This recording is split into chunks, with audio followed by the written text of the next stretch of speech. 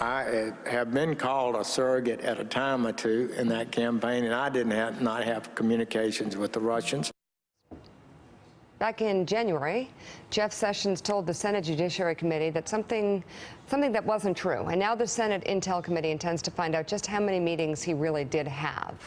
Joining us from Capitol Hill, member of the Judiciary Committee, Democratic Senator Richard Blumenthal of Connecticut. Very good to have you on the show, sir. Thank you. I know you're going to be in the audience today. I'm going to actually turn it over to Michael Schmidt, who's really onto something with Adam Schiff in the last interview. Michael, take it from here. We were talking to Congressman Schiff about the issues with Devin Nunes on the House Intelligence Committee.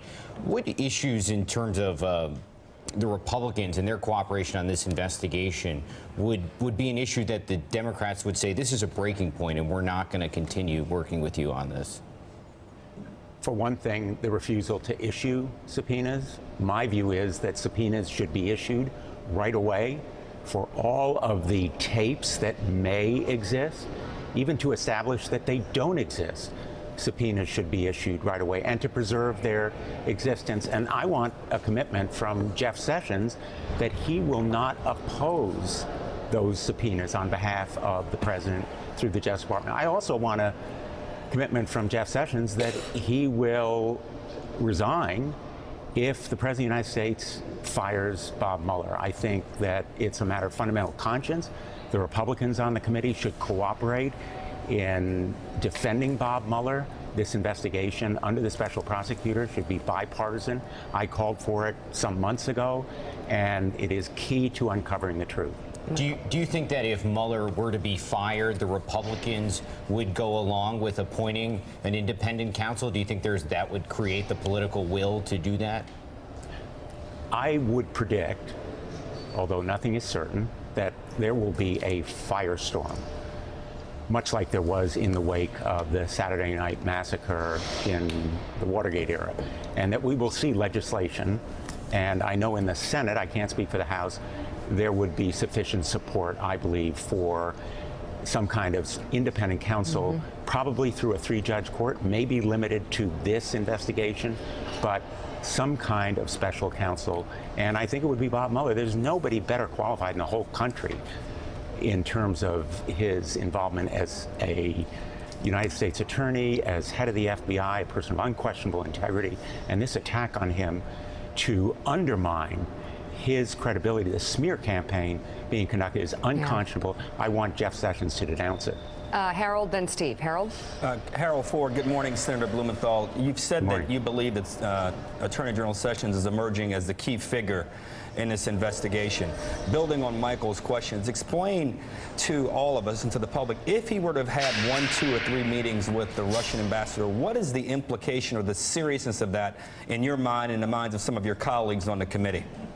He's the highest ranking official in the Trump administration to be involved in these meetings, whether it's 2 or 3. He made false statements before the Judiciary Committee about them. He has yet to explain fully those false statements, which is why he needs to be subpoenaed to come back to the Judiciary Committee. And of course, his participation in the Comey firing as part of this charade, seemingly a cover-up where Rod Rosenstein and he both endorsed this theory that Comey was being dismissed because of the ineffectiveness of his leadership. And then the president and they, presumably knowing all along, the reason was the Russian investigation. Steve Ratner. Senator, we talked about the question of whether Sessions had 2 or 3 meetings with the Russians. I assume you're going to talk to him today about what he said to Comey when Comey said he didn't want to be alone with the president anymore. What else is on your list of things that you really want to try to get to the bottom of, recognizing that he may well exercise executive privilege on some of the conversations between him and the president, at least? First, as to executive privilege, I think there's no basis for it. Executive privilege cannot be invoked in furtherance of criminal action. And here the Intelligence Committee is investigating violations of law, and the executive privilege, even if it existed, in my view, has been waived by the president. So I would want to know what the president said to him about firing Comey.